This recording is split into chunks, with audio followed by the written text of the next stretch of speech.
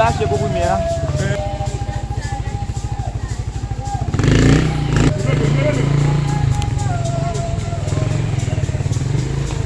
De là.